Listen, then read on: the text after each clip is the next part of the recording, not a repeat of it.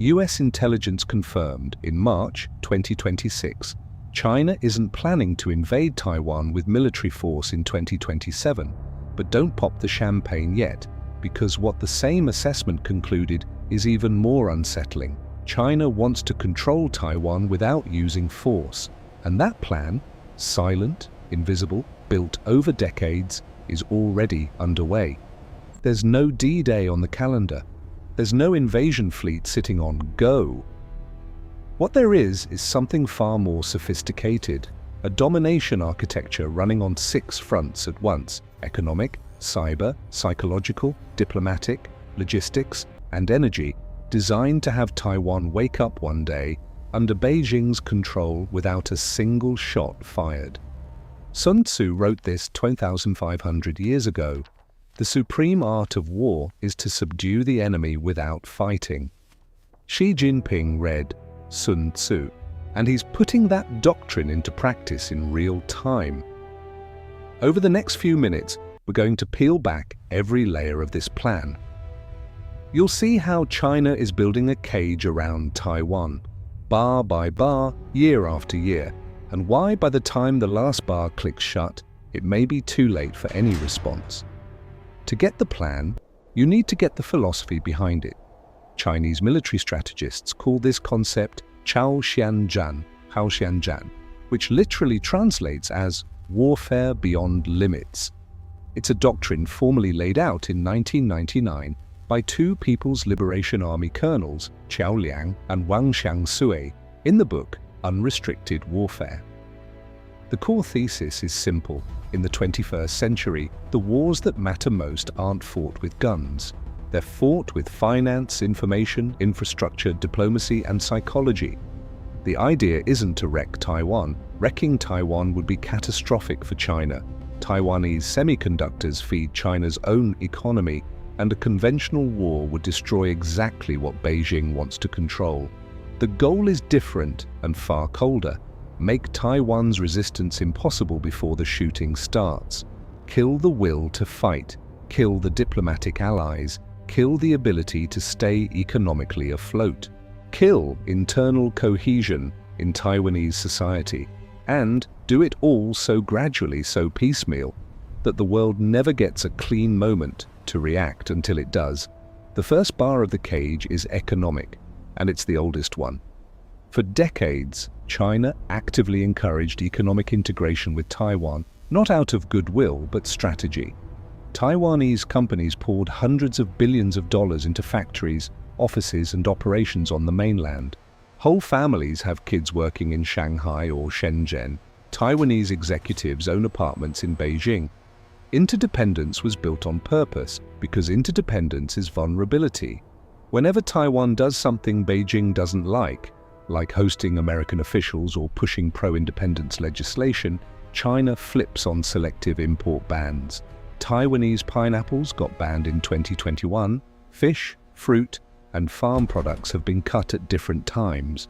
Each ban is surgical, big enough to hurt for real, small enough not to trigger an American military response.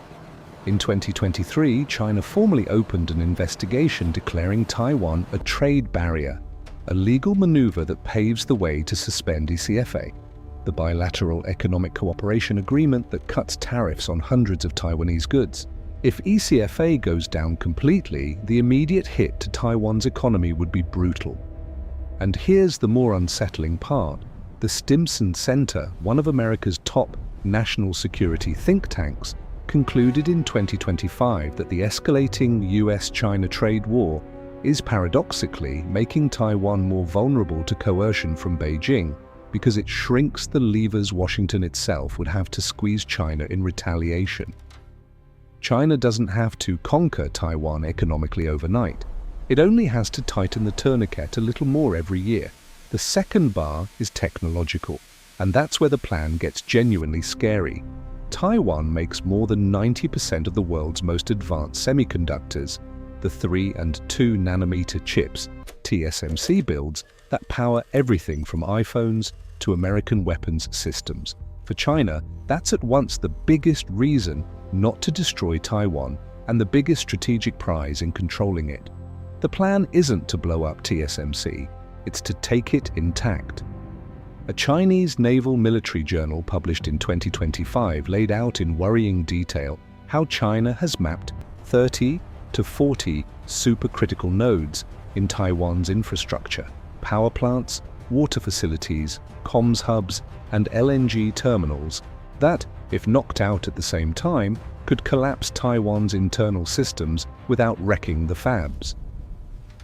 The document floats specific methods, precision strikes, cyber attacks, electromagnetic pulses, and what it euphemistically calls engineered pseudo-natural disasters. In recent drills, China has specifically simulated an attack on Taiwan's largest LNG terminal, the softest spot in its energy system, since Taiwan relies on imported liquefied natural gas for a big chunk of its electricity. But there's another tech front that's even less visible: submarine cables. Taiwan depends on 14 subsea cables for international connectivity. In recent years, multiple cable cuts or damage incidents around the world have been tied to Chinese flag vessels. In February 2025, 2 cables in the Baltic were cut, and even though that's Europe, analysts studied the operating pattern hard and treat it as a dress rehearsal for what could happen around Taiwan. Cutting those cables at the right moment would isolate Taiwan from global comms exactly when it would need them most. The third bar is invisible, but it may be the deadliest of all. Taiwan's National Security Bureau reported in 2025 a 62% jump in fake online accounts China uses in cognitive warfare ops against the island. These aren't dumb bots. They're sophisticated networks powered by AI, big data, and real human operators, built to slip into Taiwan's public debate, amplify existing political splits, and spin tailored narratives with clear strategic goals. Which narratives? The Bureau flagged 5 main disinformation axes China runs systematically in Taiwan. First, discredit the United States as a reliable ally. The line, repeated in 1,000 flavors, "Americans aren't actually going to die for you." Second, demoralize Taiwan's armed forces. Planted videos, posts, and articles that hype Chinese military superiority and downplay Taiwan's ability to hold the line. Third, turn up the volume on internal political divides. Taiwan's a vibrant democracy with real opposition and heated debate, and China uses every wedge to deepen cracks in society. Fourth, push inevitability. The strongest, stickiest message: reunification is inevitable. Resisting only prolongs the suffering. It's a direct hit on the will to fight, because a public that believes it'll lose anyway often chooses to cut a deal instead of resist.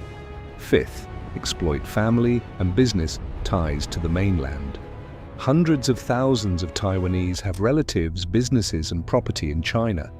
China leans on those ties, not with blunt threats, but with soft, calculated pressure on business elites and influential families to favor accommodation over confrontation. In Taiwan's 2024 presidential election, Yale researchers documented a coordinated Chinese disinformation campaign that used forged documents, fabricated storylines, and Facebook amplification networks to try to shape the outcome. It didn't fully succeed, but it worked enough to be repeated and refined. The fourth bar is diplomatic, and here China has been shockingly efficient. In 1971, Taiwan held a permanent seat on the UN Security Council and was recognized as the legitimate China by dozens of countries. Today, only 12 countries in the world formally recognize Taiwan as a sovereign state. 12. And that number has kept dropping for decades as China does what it does best: uses economic weight to buy diplomatic recognition. The mechanism is brutally simple. China walks into a small country in the Pacific, Latin America, Africa, with an infrastructure investment package through the Belt and Road Initiative: roads, ports, power plants, airports. In exchange, it asks for only one thing: cut diplomatic ties with Taiwan and recognize the People's Republic of China. In 2023, Honduras did exactly that, dropping Taiwan after decades of relations. After Beijing put an aid and investment package on the table Taipei simply couldn't match. The strategic fallout goes way beyond symbolism. Every country that walks away from Taiwan is one fewer vote in international bodies, one fewer voice calling for the world to step in if China squeezes too hard. It's diplomatic encirclement that shrinks Taiwan's space in the world, quietly, gradually, and almost impossible to walk back. The fifth bar is military, but not the way you'd expect. China doesn't have to invade Taiwan to choke it. It only has to blockade it. And there's a critical difference between invasion and blockade. A blockade sits in a legal and political gray zone. It doesn't automatically trip US defense treaties the way a conventional invasion would. Taiwan is an island. It imports almost everything: fuel, food, industrial inputs. TSMC, the world's most important chip plant, needs specialty gases, chemicals, and imported components to run. Without those inputs, fabs go dark in weeks. In recent military exercises, especially the Straight Thunder drills in 2024 and 2025, China has rehearsed a full naval blockade around Taiwan again and again. Warships parked in 4 quadrants around the island, declared maritime exclusion zones, commercial flights rerouted. The playbook's been practiced. For American strategists, the question is excruciating. If China declares an exclusion zone around Taiwan without physically invading, how does the US respond? Send warships to punch through the blockade, risking open war with a nuclear power? Or negotiate, effectively legitimizing Chinese control? It's the perfect trap. And China built it on purpose. Taiwan isn't sitting on its hands. In 2025, Taiwan announced an ambitious plan to push defense spending to 5% of GDP by 2030, a direct response to US pressure for the island not to rely solely on American protection. That's a huge number for an economy Taiwan's size. For context, most NATO countries don't even hit 2%. On the military side, Taiwan has adopted a new doctrine called porcupine defense. Instead of trying to match China in brute force, it focuses on making an invasion so painful and costly that Beijing decides it isn't worth it. That includes long-range cruise missiles that can reach the mainland, coastal minefields, sea drones, and heavy investment in asymmetric warfare and reserve force training. On the economic front, Taiwan is actively trying to diversify supply chains to cut dependence on the mainland. TSMC has opened fabs in Arizona and Japan, partly as business strategy, partly as deliberate geopolitical insurance. If Taiwan goes down, at least some of the most advanced chip capacity sits outside Beijing's reach. But the weak spots remain. Taiwan still doesn't have adequate hardened logistics to protect water, food, and energy stockpiles under attack. Its LNG terminals, which China has already simulated striking, stay exposed. And despite the defense spending bump, security experts say Taiwan would need at least a decade to be genuinely ready to ride out a prolonged blockade. A decade China may not be willing to give. Picture the endgame Chinese strategists are building toward. It isn't D-Day with explosions and US Marines on the beaches, it's a far quieter process. It's Taiwan in 2035, economically isolated, diplomatically alone, psychologically worn down by decades of constant pressure, militarily hemmed in, with business elites whispering that accommodation makes more sense than resistance. The Diplomat published a revealing analysis in January 2026. China's 15th five-year plan was designed specifically to make the Chinese economy sanctions-proof, which means by 2035, the West's main squeeze lever on Beijing, economic sanctions, would pack far less punch than it does today. An invasion now would be catastrophic for China. An integration in 2035, backed by decades of quiet coercion, with a sanctions-immune China and an exhausted Taiwan, that's a totally different calculation. US intelligence assessed in March 2026 that Beijing prefers to control Taiwan without force. But that same assessment acknowledges the window for doing so is closing as Taiwan hardens its defenses and the US reinforces its regional posture.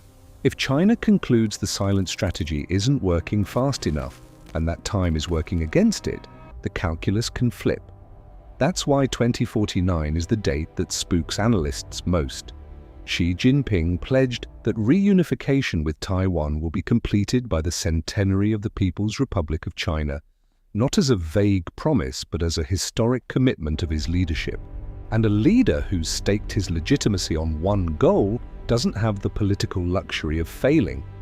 China's secret plan to take Taiwan without firing a shot isn't science fiction. It's a documented strategy running now on a clock. The only question still unanswered is whether Taiwan and the world will see what's happening in time to do something about it.